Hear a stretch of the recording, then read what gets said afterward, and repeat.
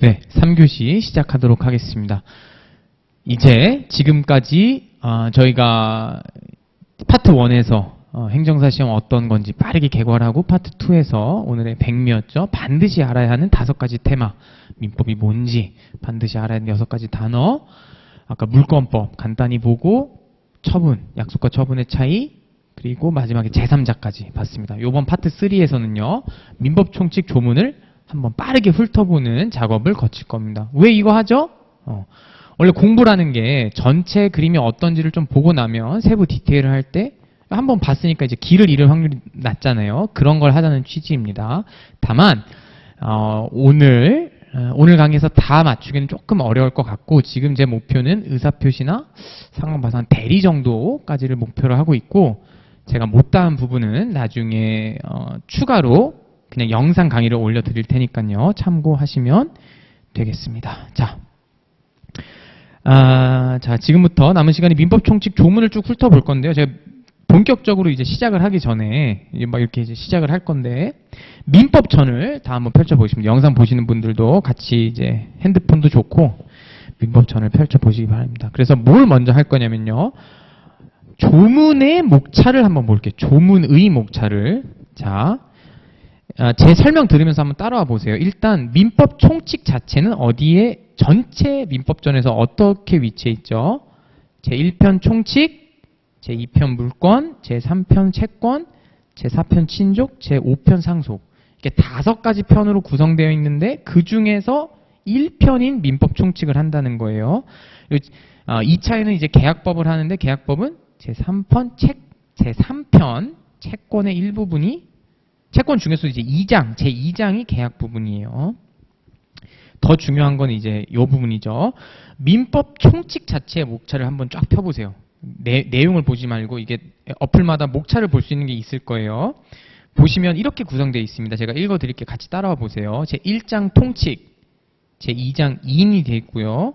이는 또 어떻게 구성이 되어 있죠? 1절 능력, 2절 주소, 3절 부재와 실종. 그렇게 하고서 이제 3장으로 넘어가는데, 3장의 법인. 그러니까 1장, 2장에서 어떤 인에 대해서 하는 거구나.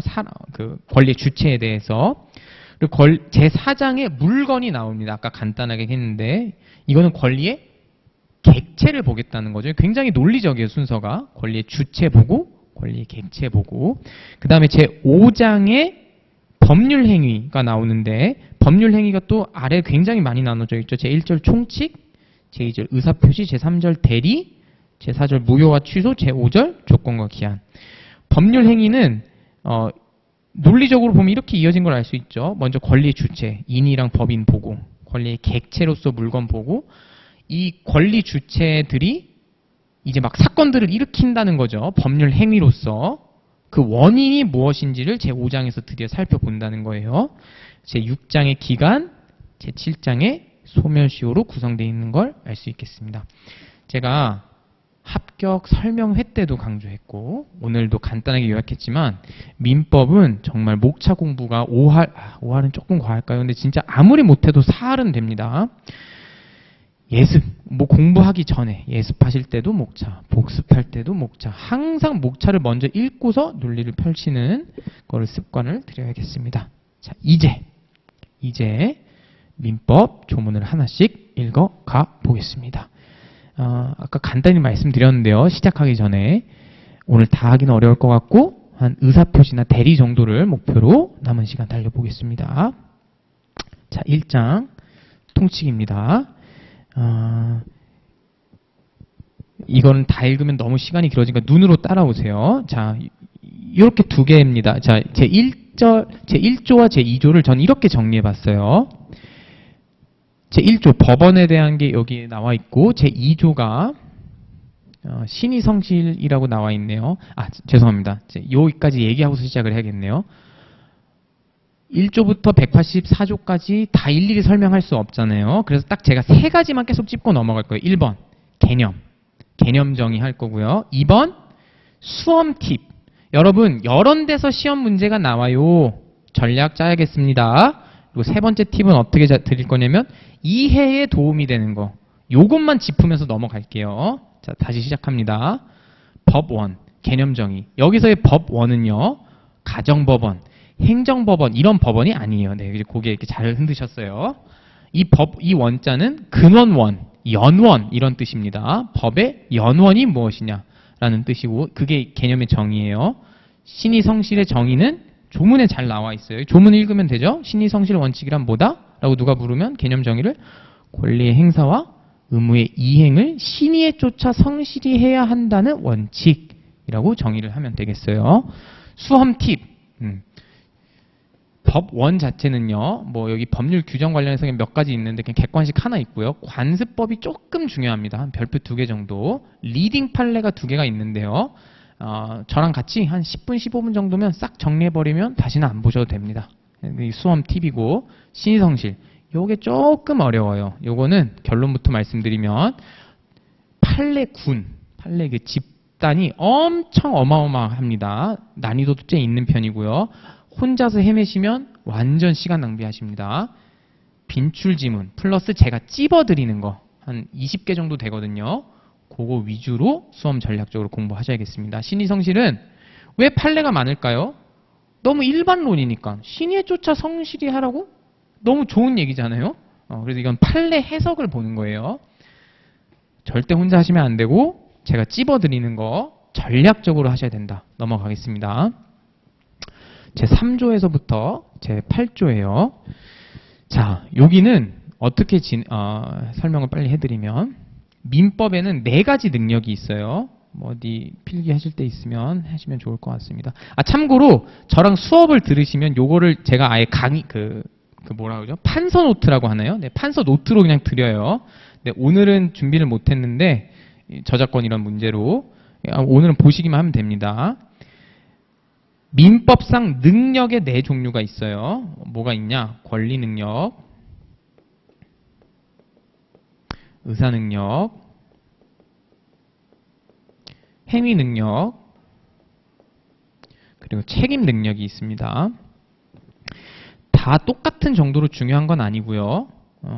의사 능력이랑 책임 능력은 약간 그냥 개념만 나중에 들어보시면 되고, 권리 능력하고 행위 능력이 중요하고 여기서도 행위 능력이 더 중요합니다. 개념 정의해야겠죠. 개념 정의. 권리 능력이란 권리를 얻고 의무를 부담할 수 있는 지위 또는 자격을 권리 능력이라고 합니다. 행위 능력 개념 정의는요. 당사자가 혼자서 독립적으로 홀로 독자적으로 법률 행위를 할 수 있는 능력을 행위 능력이라고 해요. 행위 능력이 중요한 이유는요. 제한 능력이라는 것을 공부하기 때문에 중요한데요. 정확히 말하면 제한 행위 능력인 거죠. 이거 바로 뜻 해석할 수 있죠. 행위 능력이 제한된다는 거예요. 아까 개념 정의했으니까 제한 능력은 뭐라고 이해하면 된다? 행위 능력이 제한된 사람, 즉 혼자서 단독으로 법률 행위를 할 수 없는 사람을 제한 행위 능력자라고 합니다. 한번 그냥 쭉 따라와 보세요. 예습하는 거니까요. 크게 2부류가 있습니다. 여기 지금 잘 적어놨는데 미성년자가 있고요. 그리고 후견이 필요한 자가 있는데 후견이 필요한 자에 피성년 후견인하고 피한정 후견인이 있습니다. 가끔씩 수험서에서 피특정 후견인을 여기 같이 넣어버리시는 분이 있는데 이거 잘못 설명하시는 겁니다. 피특정 후견인은 제한 능력자가 아니에요. 이거 실수하시면 큰일 납니다. 나중에 수업 때 더 설명드릴게요. 결론. 권리능력, 행위능력 개념 정의했고 제한 능력자인데 총 3명 있다. 미성년자, 피성년 후견인, 피한정 후견인. 3명. 네. 우리 지금 3조에서 8조 하고 있는데 3조가 권리 능력에 대해서 설명하고 있어요. 요거는 돌아가면서 읽을게요. 남자분께서 먼저 읽어주세요. 3조를 읽어주시면 권리 능력에 대해서 뭐라고 설명하고 있죠?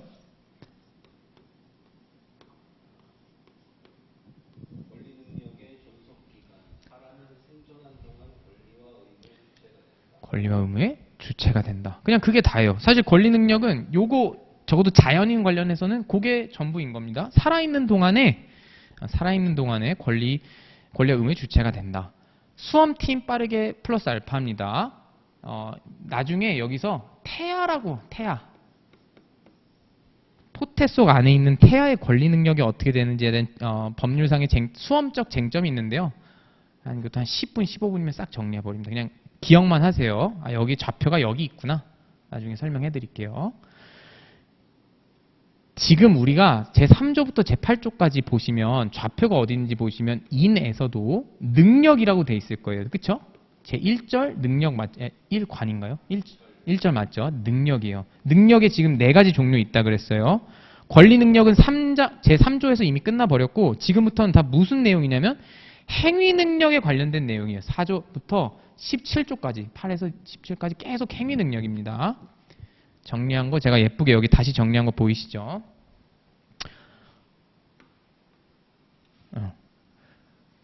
지금 이 페이지에서는 그 중에서도 행위 능력자가 제한 능력자가 만 19세에 이르지 아니한 미성년자랑 후견이 필요한 자 두 종류인데 이 페이지에서는 미성년자에 관련된 걸 제가 정리한 거예요.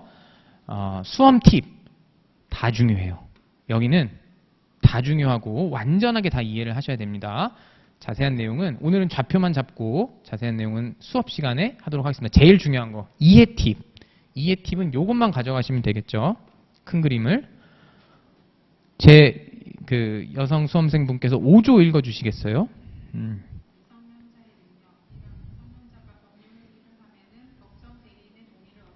동의를 얻어야 한다. 권리만을 얻거나 의무만 면하는 그러지 아니하다. 즉 동의를 받지 아니한 법률 행위는 취소할 수 있다. 그래서 제가 이렇게 예쁘게 정리를 해봤어요. 단 어떤 예외가 있다? 권리만을 얻거나 의무만을 면하는 건 동의를 얻지 않아도 된다고 하네요. 그리고 7이랑 9조 맞죠? 제 7조 9조. 7, 8인가요? 아니 맞네요. 6조 8조네. 죄송합니다. 6조 8조는 특수한 형태의 동의 허락이에요. 처분을 허락한 재산은 임의 처분이 가능하고 영업의 허락은 성년자와 동일한 행위 능력이 있다고 합니다. 이게 무슨 내용인지 수업 시간에 나중에 들으면 되겠죠. 그리고 요거를 요 허락과 동의를 취소할 수 있다는 내용이 나옵니다. 수업 시간에 하면 되고 오늘은 개념, 좌표만 능력 4가지, 권리 능력 3조에서 끝내고 계속 행위 능력, 제한 능력자 2명 있고 그 중에서 미성년자는 요게 제일 중요하다. 동의를 받아야 되고 동의 안 받으면 취소할 수 있다. 좋습니다. 그리고 요거까지는 설명을 해야 되죠. 요거 중요하니까. 참고로 모든 페이지에서 이렇게 제가 길게 설명 안 합니다. 미성년자가 그만큼 중요한 주제라서 그래요. 기출문제 풀어보신 분들 알 거예요. 1교시에 제가 영상에서 아까 그렇게 설명드렸어요.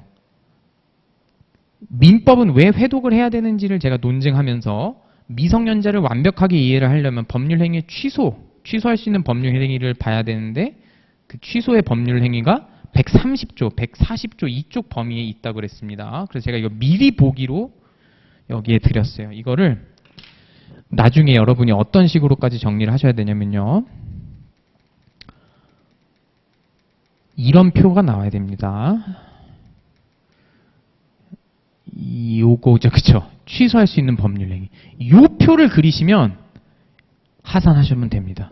이거요, 제가 약간 오버하면요. 실무 뛰는 변호사들도 모르는 사람 꽤 있을걸요? 이거 정말 너무너무 중요하고 이거를 정리하시면 진짜 하산하셔도 됩니다. 제 판서 노트 정리된 것 중 다 중요한데 페이지가 다 중요한데 그 중에서도 한 5개를 꼽으라면 그 안에 들 정도로 중요한 표예요. 우리는 전체를 다 그릴 수 있어야 되는데요. 나중에 지금 하나 맞춘 거예요. 퍼즐. 얼마큼 맞췄어요? 요만큼 맞췄어요. 요만큼. 누가 취소할 수 있다고요? 제한 능력자. 그 중에서 미성년자가 취소할 수 있는데 언제? 법정 대리인의 동의를 받지 아니하면 취소할 수 있어요. 요만큼 맞춘 거예요. 퍼즐. 다 맞출 수 있어요. 저랑 같이 공부하면. 요 1은 왜 적었죠?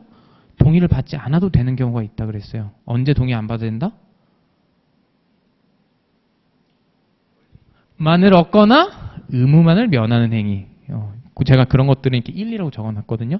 요만큼 퍼즐 맞춘 거예요. 다 맞춰봅시다. 나중에 저랑. 다시 앞으로 갑니다.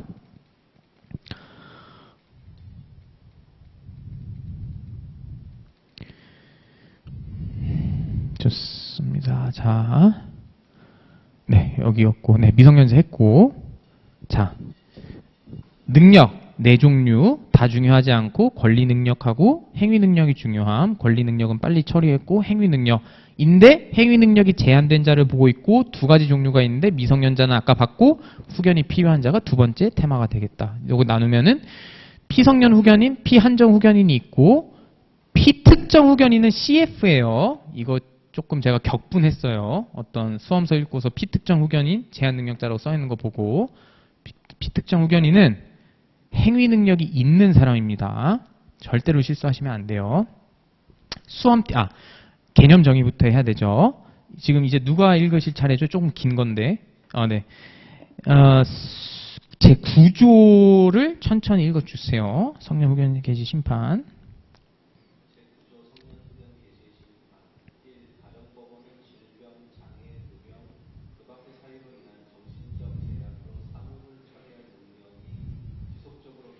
지속적으로 결여된 사람에 대하여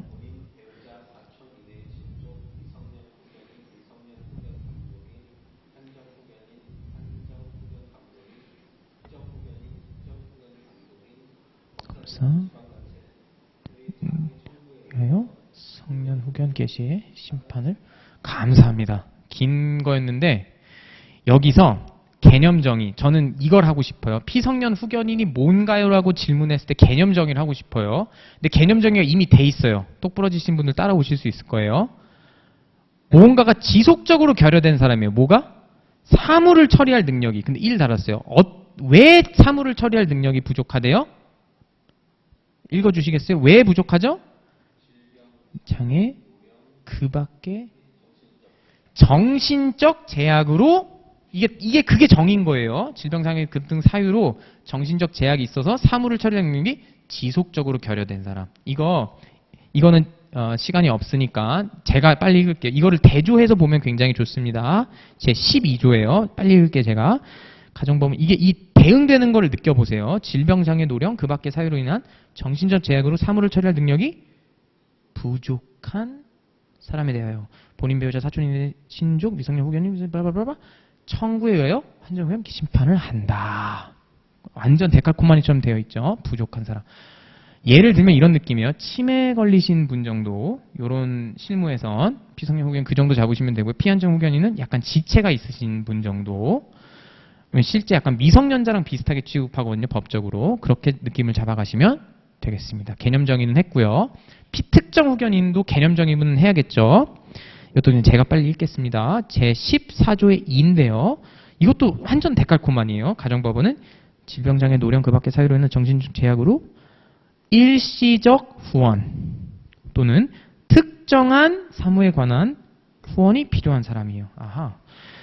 지속적으로 결여되거나 부족한 사람이 아니라는 거예요. 그냥 잠깐 후원이나 특정한 사무에 대해서 후원이 필요한 사람을 피특정 후견이라 합니다. 벌써 세 번째 강조예요. 피특정 후견인은 제한 능력자가 아닙니다. 저한테 배우신 분은 절대로 실수하시면 안 돼요. 개념 정의했고, 자 수험 팁. 요 네모에 있는 거 다 외우셔야 돼요. 이미 기출문제 좀 풀어보신 분은 아시겠지만 조금 치사한 암기성 질문들을 많이 내요. 암기성 질문들을 많이 내요. 예를 몇 가지 들어볼게요. 피특정 후견인을 심판할 때는 본인의 의사에 반하여 심판할 수 있다. 이런 게 틀린 지문으로 나와요. 아니면 뭐 이런 것들이 나옵니다. 뭐 어떤 게 또 좋을까요? 아니면 뭐 이래서 피특정 후견인을 청구할 수 있는 사람 중에는 성년 후견 감독인이 포함된다. 이런 것도 다 안 된다는 거예요. 수험 팁입니다. 이거 근데 제가 암기하는 법 다 알려드릴게요. 정말 별거 아니에요. 여기 있는 거 이게 수험 팁이었습니다. 공부 팁. 이건 수험 팁이었고 공부 팁. 이해를 하는데 중요한 팁은 여기 부분이에요. 행위 능력과 취소. 그 중에서도 오늘은 이 두 가지만 제가 짚고 넘어갈게요. 결론. 피성년 후견인은요. 행위 능력이 그냥 없는 사람이에요. 치매 걸리신 분. 피한정 후견인은 행위 능력이 미성년자랑 비슷해요. 세모예요. 어떻게 그렇게 해석하실 수 있죠? 강사님? 조문에 그렇게 써 있습니다. 요번에 순서이신 분이 그거를 읽어주세요. P 제 10조 제 1항하고 2항만 1, 2, 4항을 읽어주세요. 1, 2, 4항. 제 10조 1, 2, 4항.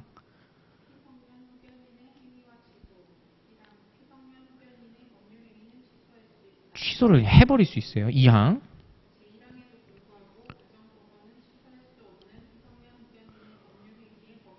아하, 정할 수 있구나. 4항.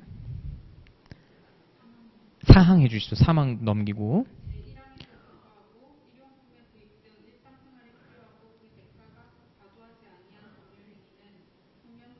취소할 수 없다. 그대로 넘어가겠습니다. 이거 여기까지 읽고서 비교를 해주세요. 같은 분이 읽어주십시오. 제 13조 4항만 읽어주세요. 4항만.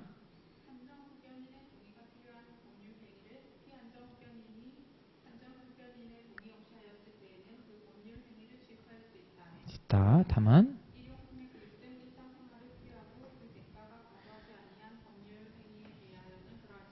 뭔가 느낌이 짜끔짜끔 온다. 그쵸? 약간 데칼코마니 느낌이 살짝 있어요. 오늘은 요것만 느껴가시면 돼요. 엄청 빡세요. 조문이. 피성년 후견인은요. 법률 행위를 취소할 수 있다. 그냥 선언을 해버려요. 그냥. 나 동의 받았는데요. I don't care. 그냥 취소해버릴 수 있어요. 피한정 후견인은 그래도 동의를 받아야 되는 법률 행위 범위를 정해놨는데 왜 동의를 안 받으셨죠? 그러면 취소할 수 있어요. 약간 미성년자 같아요. 미성년자도 왜? 기본적으로 동의를 받아야 되는데 법정 대리인의 동의를 받지 아니한 법률 행위를 취소할 수 있다고 했잖아요. 아까 5조에서. 너무너무 설명할 게 사실 더 많은데 오늘은 하여간 그것만. 느낌이 또 다르다. 똑같은 제한 능력자지만 똑같은 제한 행위 능력자지만 아예 없는 사람, 조금 있는 사람 요 캐치해서 나가시면 되겠습니다. 넘어갈게요. 네, 요것도 이제 또 길게 설명해야 될 거 나왔네요. 자, 그 다음 설명 읽어주셔야 되는 분이 17조 한번 읽어주십시오. 17조를 먼저.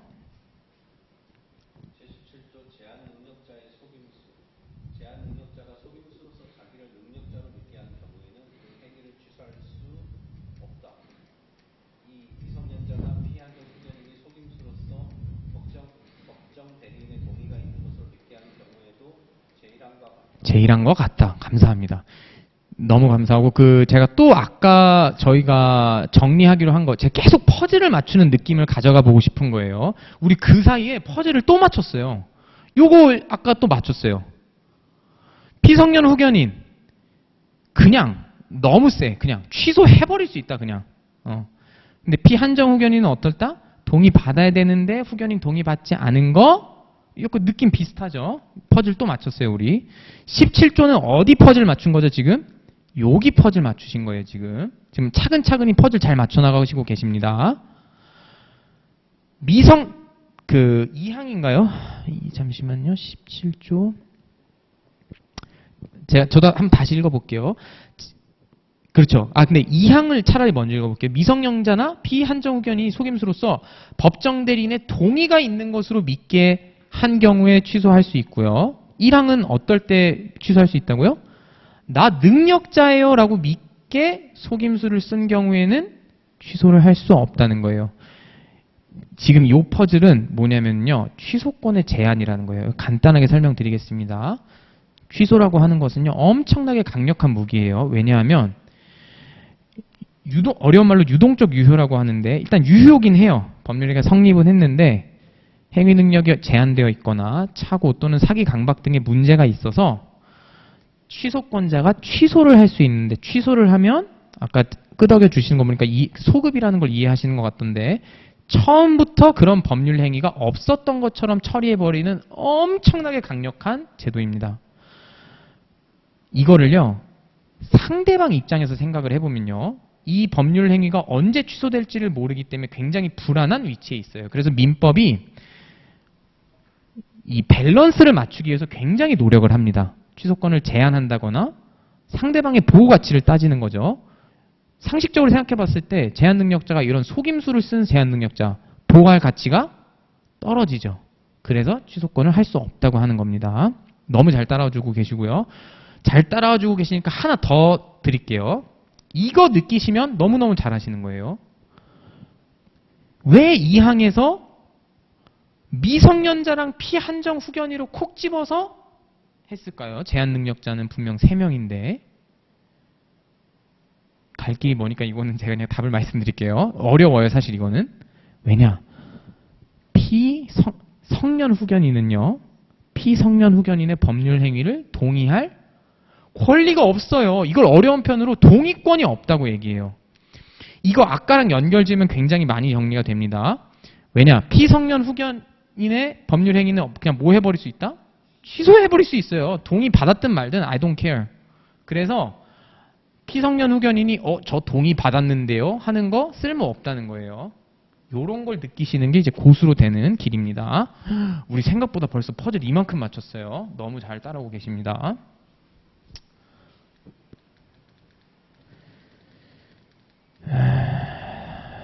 샤샤샤. 자, 다시 앞으로 가서 네, 여기까지 했고. 자, 아이고야, 또 어려운 거를 하나 넘어야 되네요. 요 퍼즐을 맞춰야 되는데요. 요거는 다 읽어야 됩니다. 그 다음 읽으셔야 되는 분이 15조 그리고 16조는 그 다음 분이 읽어주세요. 15조. 이건 너무 기네요. 1항만 읽을게요. 1항, 2항까지.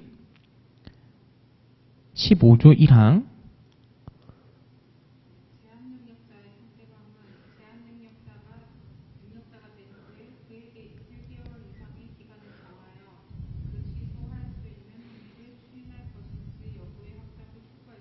촉구할 수 있다.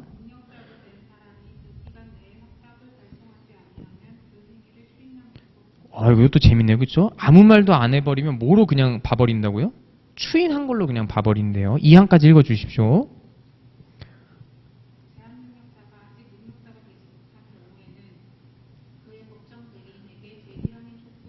아하, 그냥 법정 대리인에게 할 수 있구나, 촉구를.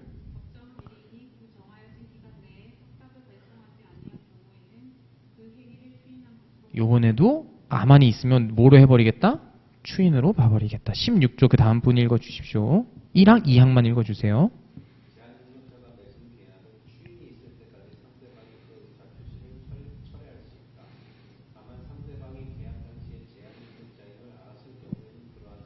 흥미롭네요. 2항. 잘 따라오고 계시니까 좀 약간 욕심이 계속 나네요. 원래 원칙대로 설명해 봅시다. 아주 잘 따라오고 계시기 때문에. 추인이라고 하는 것은요, 한자 뜻을 보면 굉장히 이해하기 쉬운데, 쫓아가서 인정한다는 뜻이에요, 한자가.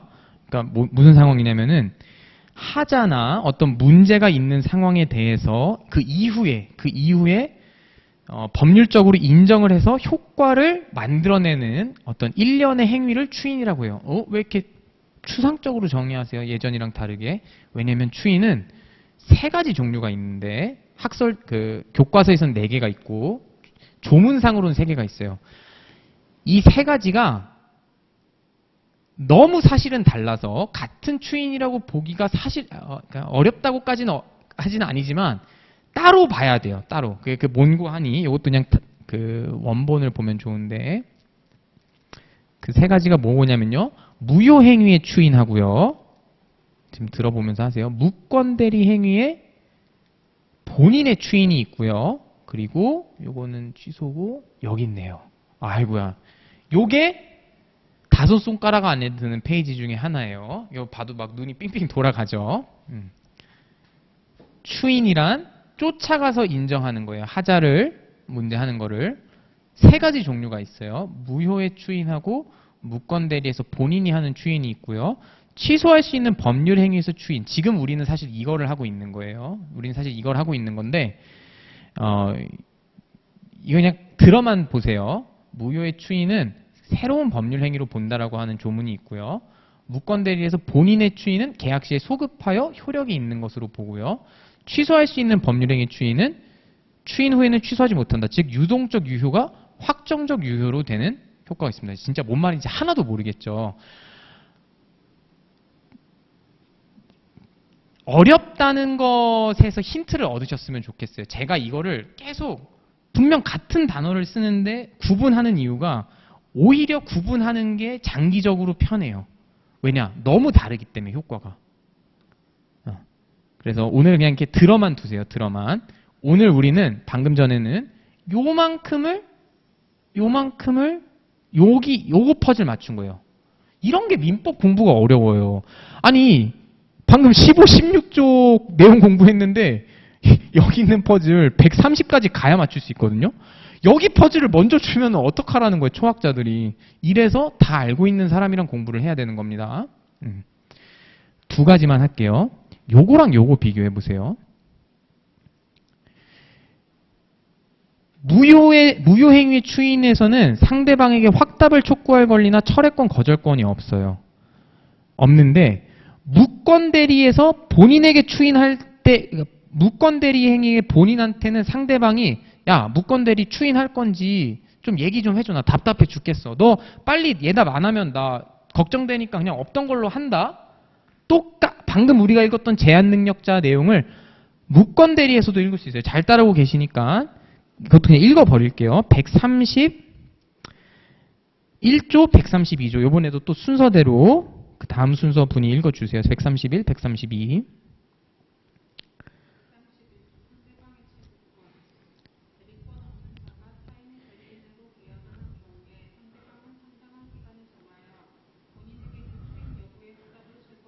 느낌 비슷해요. 그쵸? 추인할 건지 확답해.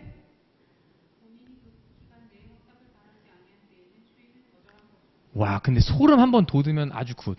요번에는 미답변 시 어떻게 된다? 거절한 걸로 봐요. 요런 것들이 민법 공부가 이제 흥미로워지는 포인트예요. 요런 것들이. 데칼코마니를 느끼면서 달라지는 게 느껴지면 너무 잘하고 계신 겁니다. 그 다음입니다. 몇 조죠? 설해권 34조. 읽어주세요. 다음 분. 대리권 없는 자가 한 계약은 본인의 추인이 있을 때까지 상대방은 본인이나 그 대리인에 대하여 이를 철회할 수 있다. 나 없던 걸로 할래. 철회. 그런데 계약 당시에 상대방이 대리권이 없음을 안 때에는 그러하지 않다. 요것도 지금 약간 찌릿찌릿한 거 오면은 너무 잘하고 계신 거예요. 약간 데칼코마니 느낌이 살짝 쿵 나요. 그쵸? 뭐 약간 그런 거 있잖아요. 뭐 계약 당시에 대리권 없음을 안 경우, 계약 당시에 제한 능력자라는 걸 안 경우, 이런 것들이 비슷하단 말이에요. 자, 여기 한번 봐보세요. 우리는 요거를 두 개 하고 있는 거예요. 아까 15, 16조에서 읽을 때니까 어떻게, 제가 능력자에게라고 적었는데 1, 2라고 적은 이유가 뭐죠? 정확히 이렇게 말해야 되죠. 제한 능력자가 능력자가 된 이후에, 혹은 이 항에서 누구한테도 할 수 있다고 적었죠. 법정 대리인에게도 청구할 수 있다 그랬어요. 촉구할 수 있다 그랬어요. 여기서는 상당한 기간을 정하라 그랬는데 읽으면서 들어보세요. 그러니까 눈으로는 여기선 콕 정해줬어요. 1개월 이상이나 정하라고 정해줬어요. 이런 것도 차이점이 있죠. 근데 요거는 똑같네요. 추인 여부, 확답 촉구. 요거는 같아요. 또 뭐가 달라요? 제한 능력자에게 야, 너 추인할 건지 확답해. 아무 말도 안 하면 얘는 추인한 걸로 봐버려요. 지금 이 반응을 보니까 이 흥분이 같이 넘어간 것 같아서 너무 기분이 좋습니다. 요런 게 민법 공부의 진짜 꽃이에요. 요거 오늘 이게 15조예요. 벌써 정리하셨습니다. 굿. 퍼즐 잘 맞췄고. 요것도 또 비슷해요. 제한 능력자가 추인할지 말지 하니까 내가 불안해서 계약을 그냥 철회를 해버릴 수 있어요. 얘도 철회를 해버릴 수 있고 무건대리 본인 추인할지 말지 걱정 안 되면. 근데 단서가 되게 비슷해요.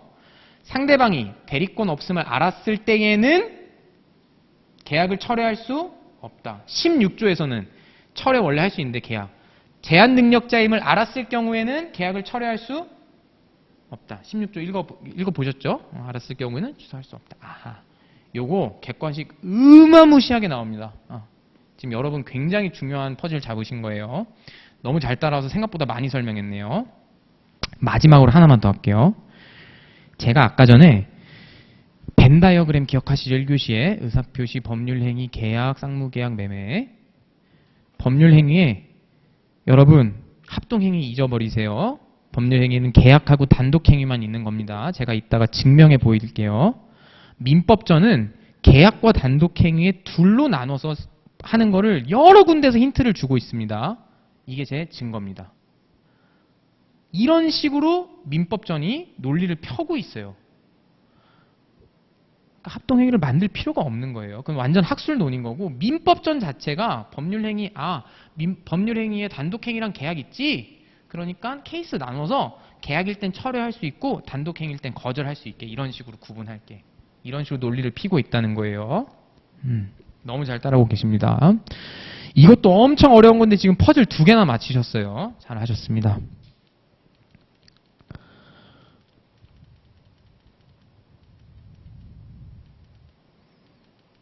어디까지 했죠? 15, 16까지 했고, 네, 이거 아까 했던 거 그대로죠. 뭐 이런 게 있다. 됐고, 주소. 개념, 생활의 근거가 되는 곳을 주소라고 합니다. 수험 팁. 그냥 한 5분 만에 정리하면 돼요. 나중에 저랑 수업할 때 그냥 거소가 뭔지, 뭐 국내 거소 뭔지 시험에도 막 아주 많이 나오지 않아요. 그냥 정리하고 넘어가면 되겠습니다. 넘어갈게요. 아, 이거 좀 뿌듯하죠? 아이고, 15. 얘는 왜 떴을까요? 네, 이거 이미 아까 아이고, 이거 좀 거꾸로 넘어갔구나.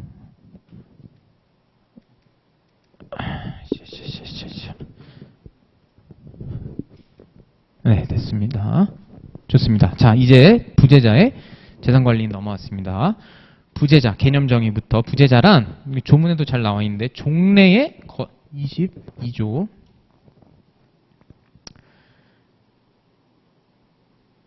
종래의 주소나 거소를 떠난 자로서 지금 어디에 있는지 잘 모르겠고 종래의 거소나 주소로 시일 내에 돌아오지 않을 것 같은 사람을 부재자라고 정의합니다. 부재자는요, 재산 관리인이 있는 게 좋아요. 왜냐? 개념상 부재하고 있으니까 그 사람을 둘러싼 법률 관계를 형성한 사람들이 답답하다는 거죠. 뭐 상속 처리는 어떻게 할 건지, 뭐 부동산 팔지 말지 이런 거. 수험 팁. 요거는 조문 내용을 근거로 쫙 정리를 하시면 됩니다. 민법전을 읽어보시면 요거는 직접 읽지 않을게요. 너무 빠듯하니까 시간이. 크게 두 가지로 케이스를 나눠서 접근하는 걸 읽어볼 수 있어요. 부재자가 재산관리인을 선임한 경우 그리고 정하지 않은 경우로 대별했는데요. 정한 경우는 쉽죠. 제가 어디 떠나기 전에 선생님한테 부탁을 드리는 거예요. 나 이제 곧 여기 거소를 떠날 건데 그동안 당신이 재산관리인으로서 좀 처리를 해주세요. 이러이러한 걸 내가 맡길 테니까 계약에 따라 처리하면 되겠죠. 근데 재산관리인을 정했지만 본인의 부재 중에 권한이 소멸된 경우나 생사가 불명확해진 경우에는 예외적으로 처리하는 게 있습니다. 나중에 같이 공부할게요. 요게 중요합니다. 정하지 않은 경우. 왜냐?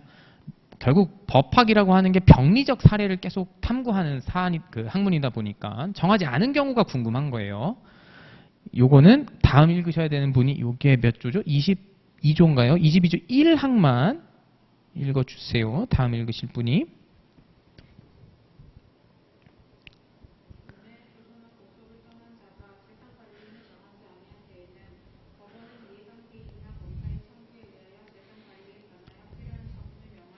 필요한 처분을 명하여야 한다.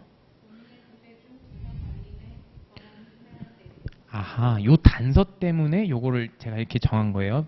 부재자가 재산관리를 정한 경우에도 본인 부재 중 권한이 소멸된 경우까지도 이걸 같이 묶어서 보는구나. 그래서 제가 그림 그렇게 그린 거 느끼셨으면 좋겠고요. 제일 중요한 거. 조문에 뭐라 써 있어요? 재산관리에 관해 필요한 처분을 명하여야 한다고 하는데요. 몇 가지 예가 있는데 사실상 제일 중요하고 실무상에서도 실제 요것만 해요. 재산관리인의 선임을 하는 것이 이 필요한 처분의 대빵 케이스예요. 왜? 정하지 않았으니까. 그냥 법원이 정해버린다는 거예요. 그래서 필요한 처분으로 재산관리인을 선임하면은 재산관리인에게 직무와 권한이 있는데 요러한 직무 권한이 있다네요. 나중에 수업할 때 공부해 봅시다. 두 가지 팁 더.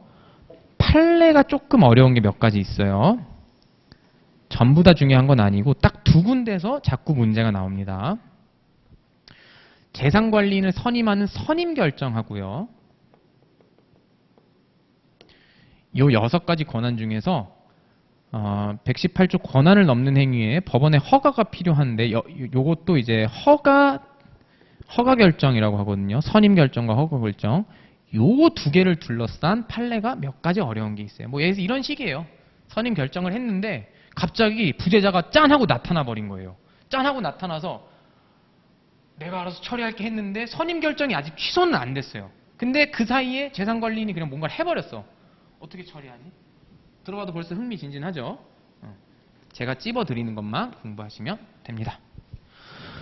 넘어가겠습니다. 실종. 실종이라고 하는 건요. 개념정의. 부재자가 사라진 거예요. 너무 쉽죠? 부재자가 사라진 걸 실종이라고 합니다. 민법에서는 두 가지 경우를 나눠서 설명하는데요. 일반적인 경우는 5년간 분명하지 않은, 이것도 조문을 읽는 게 빠르겠네요. 이거는 다음 분이 몇 조죠? 27조네요. 네, 27조 1항 2항을 둘 다 읽어주십시오. 다음 분이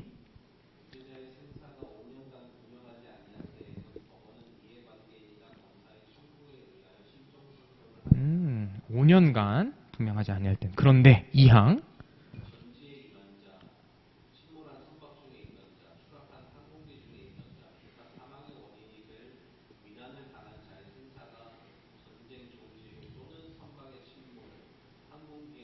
음. 1년간 분명. 요거는 상식적으로 너무 입법자의 마음을 읽혀지죠. 원칙적으로 5년인데 이거는 돌아가셨을 가능성이 좀 농후하잖아요. 그렇죠? 전쟁에 계셨거나 천방의 신몰. 그래서 1년이 있다는 겁니다. 수험 팁. 요거는 제가 지금 이 그려낸 이 뭐라 그러죠? 이런 걸 뭐라 그러냐? 메커니즘이 아니고 지금 단어가 안 떠오르죠. 요 로직을 그냥 전부 다 따라오시면 돼요. 그냥 써 있는 대로. 실종 5년, 일반적인 5년, 위난당한 경우에는 1년인데 이러면 누구 한다? 이해관계나 검사의 청구에 의해서 법원이 실종 선고를 해야 된대요. 실종 선고를 해야 되는데 그러면 어떻게 된다? 언제? 기간이 만료한 때. 요런 게 중요합니다. 기간이 만료한 때에 요런 디테일 잡는 게 이제 공부에 중요한 건데 이게 무슨 말이냐면은 타임라인을 정해보면은 이때부터 생사가 불명확해지셨어요. 그래서 5년이 지났는데 뭐 아내분 같은 분이 이제 뭐 재혼도 하시고 싶으시고 하면 상속 문제 같은 게 궁금해져서 이쯤에서 뭐 아니면 이쯤에도 하셔도 되고 우리 이해관계인이니까 이해관계인으로서 법원에 청구하는 거예요. 지금 벌써 4년 6개월 동안 사라져서 모르겠어요. 근데 법원이 바로 그 다음날 판단 안 해주죠. 이때 판단을 해줬어요. 그래서 이때 실종 선고가 나면 언제 사망한 것으로 본다? 이때 사망한 걸로 본다는 거예요? 아니죠. 그쵸? 정확히 이해하셨습니다. 이때 기준으로 이 기간, 5년이란 기간이 끝난 시점에 그러니까 일종의 약간 소급을 하는 효과가 있어요. 이 시점에 죽은 걸로 본다는 뜻입니다. 또 판례 재밌는 게 있는데 자세한 거 수업 시간에 할게요. 근데 실종 선고를 해야 되는데 단 생존한 사실 이거 조문에 있는 내용이에요. 이건 읽진 않겠습니다. 눈으로 보세요. 생존한 사실이나 상이한 사실이 있을 때는 취소를 해야 되고요. 취소를 하면은 취소와 문제되는 어떤 전형적인 문제들, 선의의 제3자는 어떻게 처리해야 될지, 그리고 실종 선고 취소에 따른 반환 범위는 어떻게 처리해야 될지에 대한 문제들이 있는데 수업 시간 때 뭐 자세히까지는 아닌데 뭐 이거 금방 처리할 수 있어요. 요거가 중요해요. 요 로직을 이해하시는 게 중요하고 수험 팁은 어디서 판례가 나오냐? 실종 선고를 한 거, 그리고 이 취소하기 전 요 사이에 판례들이 나오는 것들을 같이 잡아가는 게 중요하겠습니다. 자, 벌써 법인까지 왔네요. 속도를 좀 마지막까지 조금만 더 힘내봅시다. 지금 속도가 나서 그래도 기쁘네요. 개념 정의. 인이란 권리의 주체를 말합니다. 권리의 주체란 권리나 의무를 부담할 수 있는 능력을 가진 사람을 권리의 주체라고 하고 그걸 이제 인이라고 하는데요. 민법전에서는 민법에는 두 종류의 인이 있습니다. 자연인과 법인이 그 둘이에요. 자연인의 권리 능력에 대해서는 아까 남자 수험생분께서 읽어주셨죠. 제 3조에서 사람은 생존한 동안 권리와 의무의 권리 주체가 된다는 거 읽었습니다. 반면에 법인이란 개념 정의를 하면 이것도 한자 뜻풀이가 그대로죠. 법에 의해서 인격이 인정된, 즉 법에 의해서 권리 주체로서 인정된 주체를 법인이라고 부릅니다. 법인은요, 비영리법인하고 이거 나중에 수업 들을 때는 조금 더 많아요. 근데 좀 더 많은데 좀 조문만 하니까. 그리고 사단법인, 재단법인 뭐 이제 이런 종류들이 있습니다.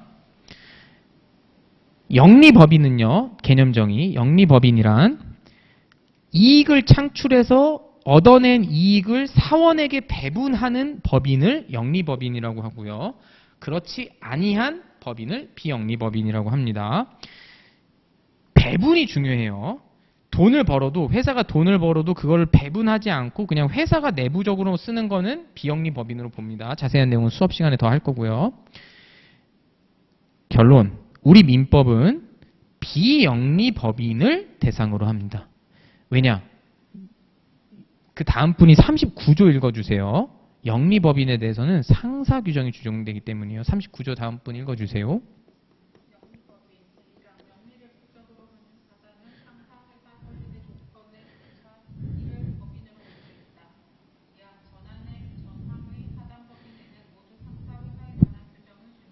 상사회사에 관한 규정. 그래서 정확히는 영리법인 하는 사단법인. 근데 이거는 사실은 동어반복에 불과해요.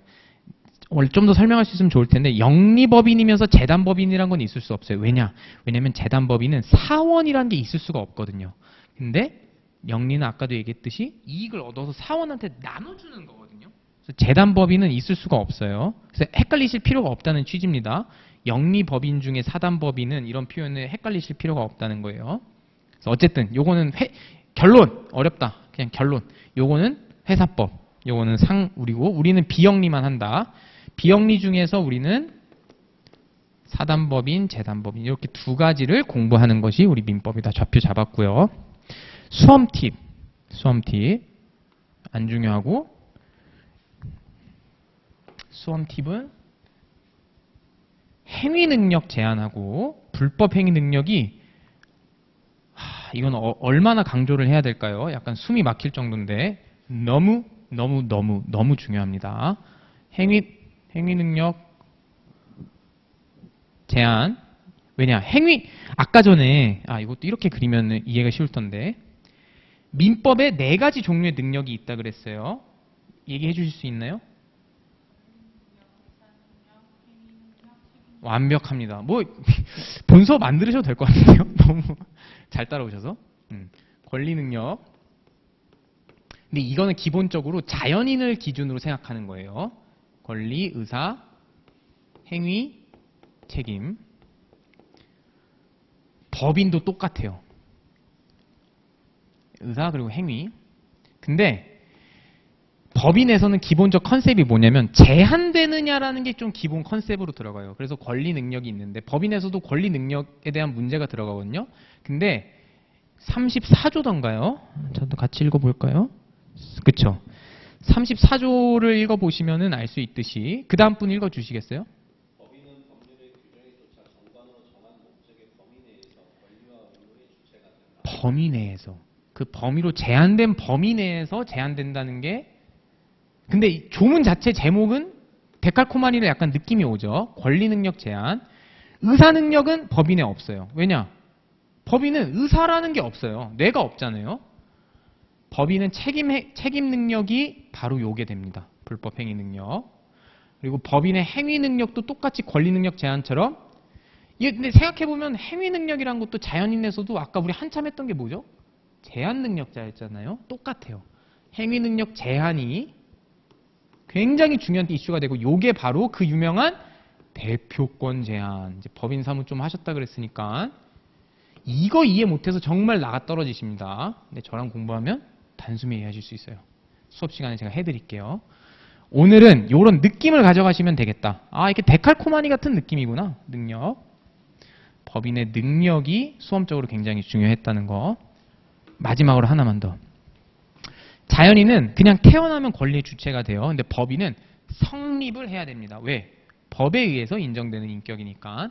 근데 3가지 요건이 필요하다고 하네요.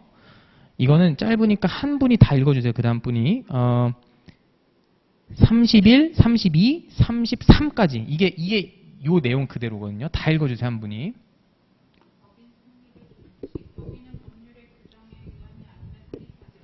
법률의 규정에 의해야 되고 1번. 그 다음에 어떤 요건이 필요하대요?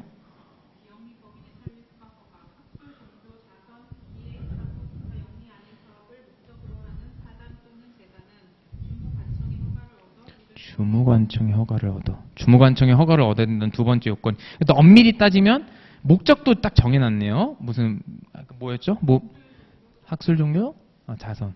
비영리여야 된다는 거죠. 중앙청. 그리고 마지막 세 번째 요건 뭐가 필요하다 성립하려면 법인 설립에 등기를 해야 된다. 요거는 뭐 수험 팁이라기보다 그냥 오늘 이거 이해하고 그냥 끝내면 되죠. 자연인은 그냥 태어나면은 인격인데 얘는 이렇게 세 가지 요건이 다 있어야 된다. 여기서 중요한 거. 곧 다음 페이지에서 정관이란 걸 오지게 볼 거예요. 공부 두 분 다 하셨으니까 알 거예요. 얼마나 중요한지 정관. 이 정관은 좌표가 어디에 있는 거다?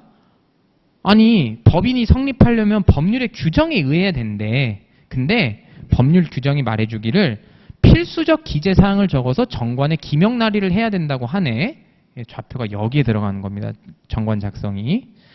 뭐 헷갈리시면 안 되냐면은 등기랑 정관이랑 다른 거예요. 이 등기는 실무적으로 봤을 때 법원 등기소가 따로, 그러니까 법인 등기소가 따로 있어요. 법인에 관련된 등기를 관리하는 거 완전히 다른 거예요. 좌표가.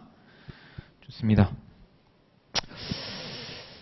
아이고야 많이 설명하고 싶은데 의사표시까지 그래도 해봅시다. 힘내서. 자, 법인.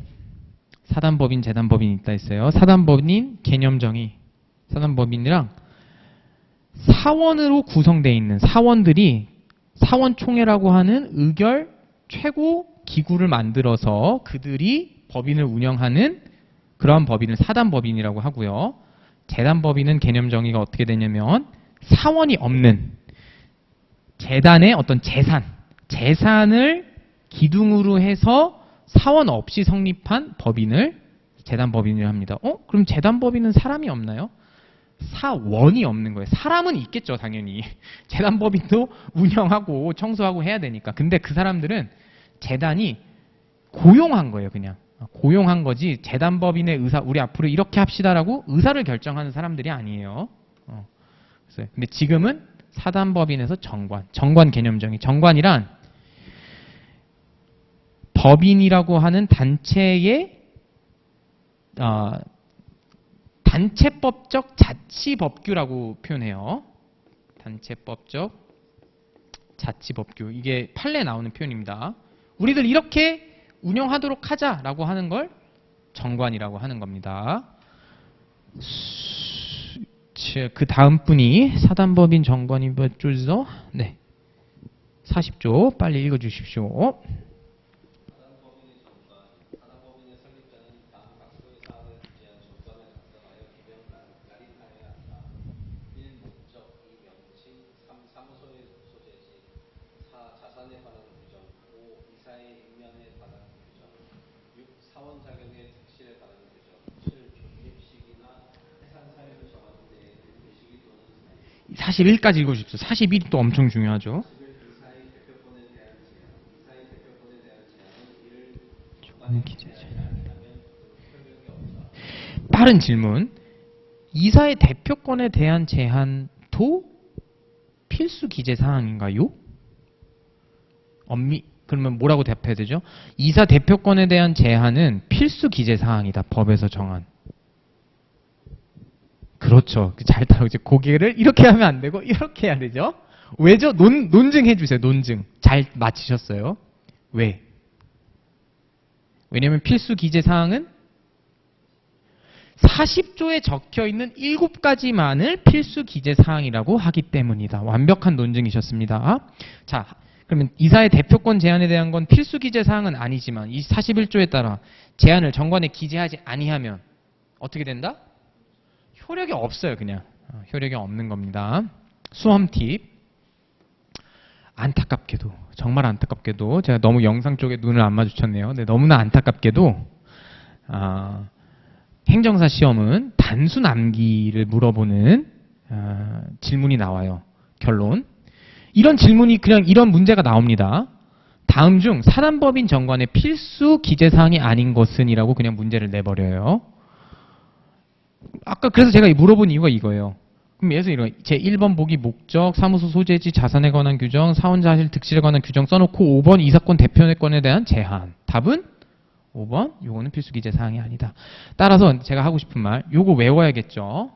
저는 이런 단순 암기를 별로 안 좋아하는데 문제가 되면 외워야죠. 우리는 수험생이니까.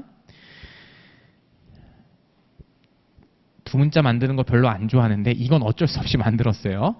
목적명사 존해사, 자이득이라는 두 문자를 만들었는데요. 뭐 대충 변호를 해보자면요. 그 영문법 같은 거 공부할 때 보통명사, 고유명사 이런 거 있잖아요. 그래서 목적명사라는 게 있어요. 목적명사인데 이 이름이 존해사예요. 존해사. 존해사라고 하는 목적명사가 개이득이래요. 개이득, 자이득. 완전 짱 좋아요. 왜 개이득인지는 이따가 연결이 됩니다. 등기사항이랑. 따르게 암기하셔도 돼요. 따르게 암기하셔도 되는데 저는 그런 식으로 외웠습니다. 이거는 이제 또 이해 팁이죠. 사단법인 정관 변경은 어떻게 한다? 총사원 3분의 2 이상 동의를 필요로 한다. 그냥 체크만 하고 넘어가시면 되겠습니다. 자, 사단법인 봤으니까 재단법인 봐야겠죠. 여기서 또 빠르게 복습 답해주세요. 법인이 성립하려면 세 가지 요건이 필요하다 그랬어요. 뭐였죠? 네. 아니 이런 식으로 복습을 하는 거죠. 조문에 다 적혀져 있어요. 궁금한 게 생기면 다 조문으로 돌아가는 겁니다. 다 적혀져 있어요, 조문에.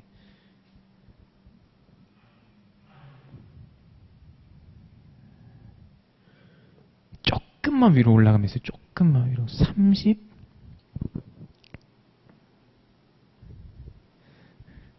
31, 32, 33 요거를 요약해 주세요. 31, 32, 33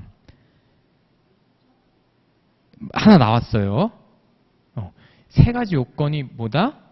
어려워요. 이거 오늘 정보가 너무 많았기 때문에 다 할 수가 없습니다. 잘 따라오셨어요. 한 번 더 복습할게요. 성립을 하려면 뭐가 필요하다?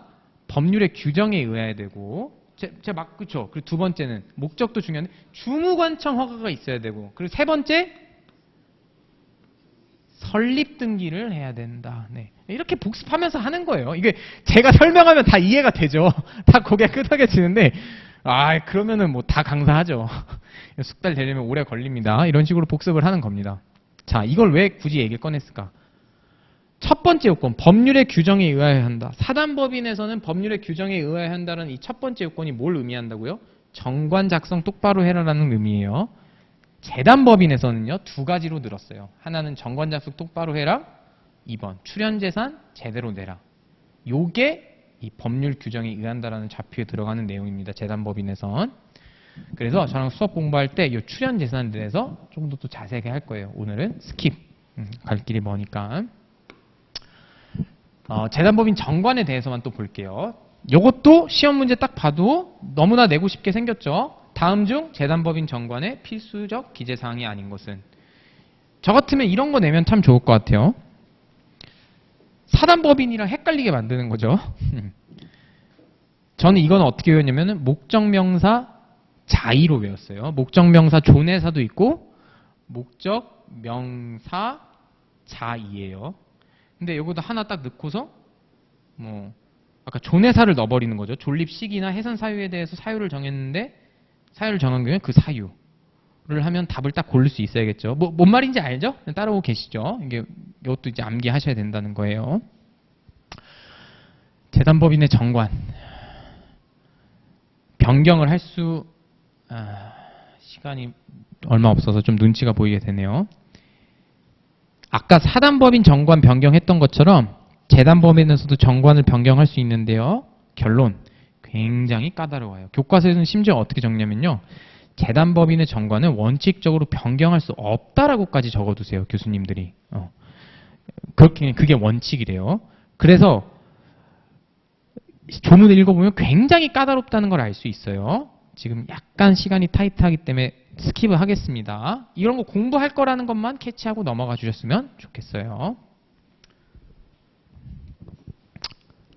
자, 네, 이제는 등기입니다. 여기 또 공식 한 번 더 나왔네요. 또 복습하는 거죠, 이러면서. 법인 성립은 31조 법률 규정이 해야 되고, 32조 주무관청 허가 있어야 되고, 3조 설립 등기가 있어야 된다. 근데 법인의 등기사항도 비슷해 보이는데 또 조금 다르다. 그래서 요거는 아까 전 두 문자를 어떻게 해요? 목적, 명사, 존해, 산대. 이게 아까 전에 사단법인에서 개이득이라 했어요. 왜 개이득일까? 네, 저는 이렇게 외웠습니다. 대출 이자를 이연시켜줘서 개이득이래요. 대출 이자를 이연시켜주는, 죄송합니다. 저는 두 문자만 뜨는 데는 좀 젬병이라서 근데 어떤 식으로든 맞추면 장땡이에요. 혹시 더 좋은 두 문자 나오면은 저한테도 좀 알려주십시오. 제가 두 문자는 이렇게 좀 젬병이어서. 어쨌든 목적, 명사, 존해사랑 자의가 있어요. 근데 존해사는 그 중에 개이득이에요. 와우, 왔다봉. 왜?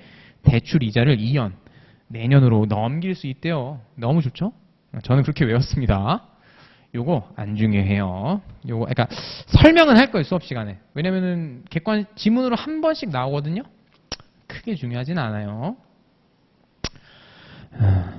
요것도 보면 되겠습니다. 아이고야, 이제 또 엄청 중요한, 지금 시간을 보니까 여러분 영상 보시는 분들도 조금만 집중해 보세요. 지금 제가 딱 시간을 보니까 법인까지 딱 하면 될 것 같아요. 법인까지.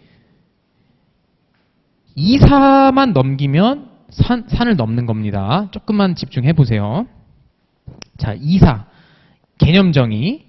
이사란 뭐라고 정의하냐면은 법인에서 법인을 대표하는 필수 기관을 이사라고 정의를 합니다. 그림을 보시면 알겠지만 이사는 두 가지 테마가 있어요. 그러니까 테마라기보다 이사라고 하는 개념을 관통하는 두 가지 어떤 그림이 있어요. 그 그림이 뭔가 하니 하나는 이 이사가 일종의 제가 예쁘게 한번 그려보려고 했는데 법인의 약간 뇌에 해당하는, 왜냐면 대표를 해야 되니까 요런 그림이 하나 있고요. 이사는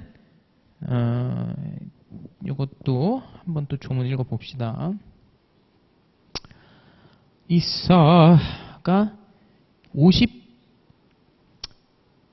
요거는 쭉 읽어봅시다. 그냥 돌아가면서 읽어봅시다. 이 마지막 산이거든요. 지금 57조부터 60조까지 돌아가면서 두 개씩 읽어주시면 되겠네요. 번갈아 가면서 57조 다음 분 읽어주세요.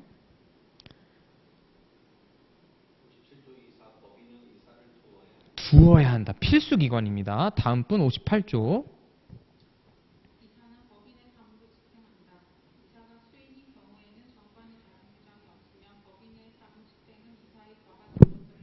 사무를 집행하는 역할도 하네요. 다음 분 59조.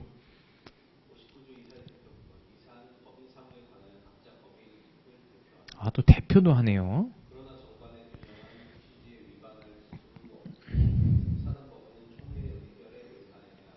아하, 오케이. 2항이 중요합니다. 대리에 관한 규정을 중요한. 그래서 제가 이 그림을 그린 거예요. 설명 이따 해드리겠습니다. 다음 분 60조.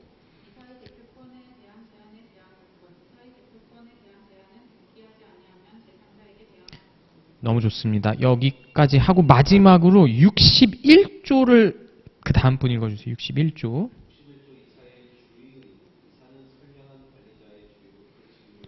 죄송합니다. 계속 제가 마지막이라고 하네요. 그 다음 분 62조.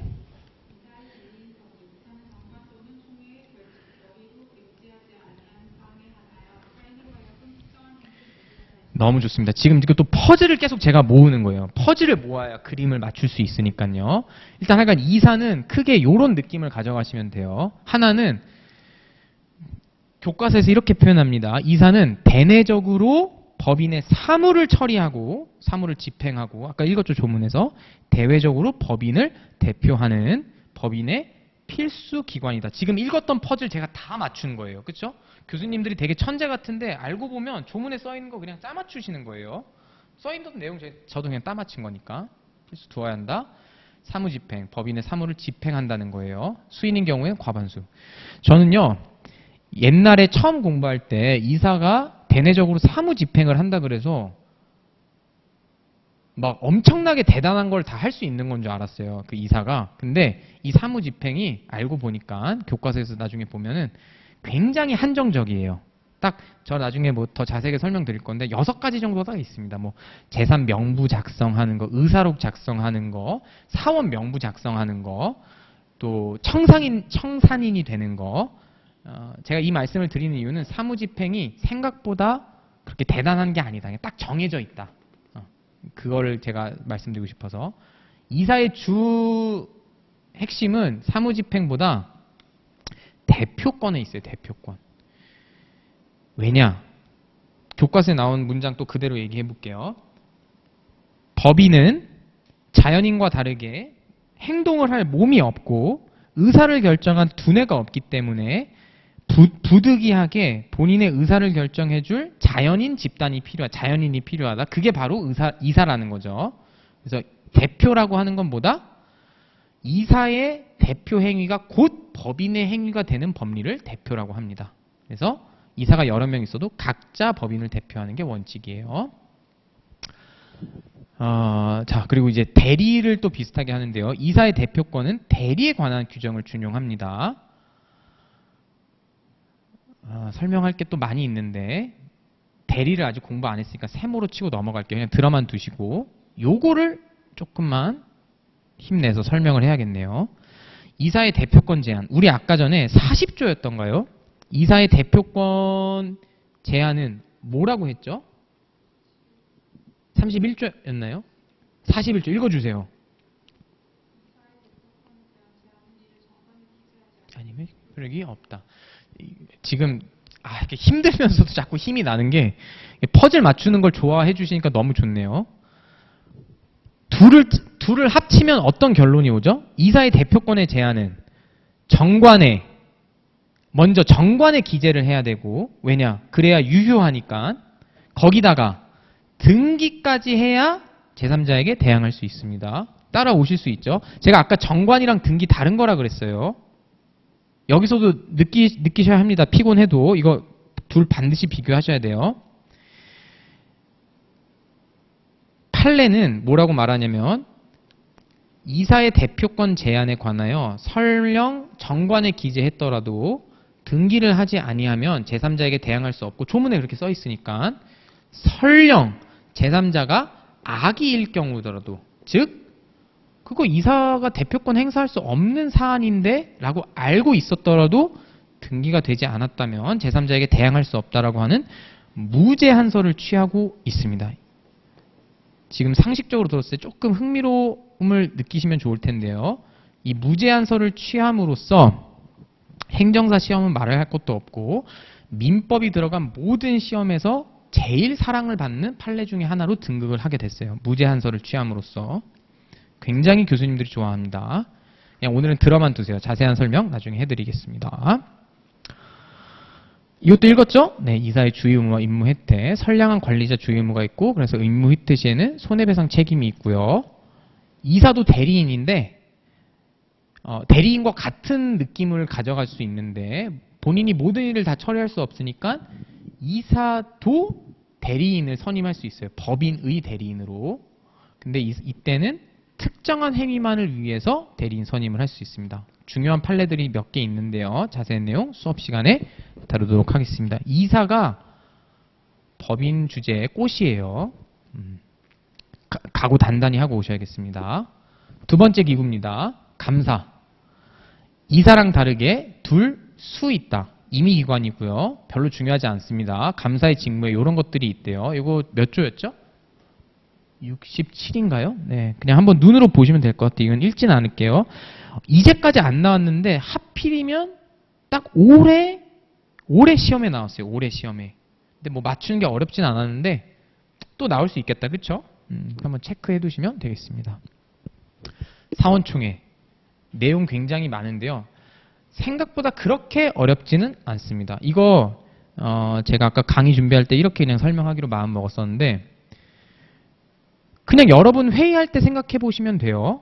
회의할 때 생각해 보면은 회의를 어떻게 소집하고 어떤 안건을 우리가 회의를 하고 회의가 끝나면 어떻게 의사록을 작성할지에 대해서 논의하잖아요. 사원총회도 마찬가지다. 요거 하나 다 중요한데 오늘은 그냥 요런 논점들이 있구나. 사원총회를 할 때는 총회를 어떻게 소집할 건지, 그래서 누가 어떤 내용을 결의하는지, 그리고 어떻게 결의를 하고 결의된 내용을 어떻게 의사록으로 작성하는지, 그런 것들이 쟁점이 되는구나 라고 알아두시면 되겠습니다. 네, 법인의 해상과 청산이 있는데 이건 개념 정의만 할게요. 어차피 실제 설명도 그러니까. 개념 정의. 법인의 해산이란 법인이 사라져야 될 어떤 사유가 생겨서 소멸하기로 결정하는 것을 해산이라고 하고요. 뭐 한자 뜻 그대로죠. 흩어져서 사라지는 거고, 청산이란 법인이 흩어져서 사라지는 그 소멸하는 그 절차, 그 과정을 청산이라고 합니다. 해상과 청산은요, 어떤 식으로 공부를 하시면 되냐면요, 컨테이너 벨트처럼 공부하시면 됩니다. 여기서 잘 나와 있는데, 먼저 해산 사유가 있는지 보고 해산 사유에 해당하면은 법인이 갑자기 청산 법인으로 바뀌고요. 그럼 청산인이 이런저런 일들을 해야 되는데, 요게 중요해요. 그럼 그 일 중에 채무의 변제를 해야 된다는 게 중요합니다.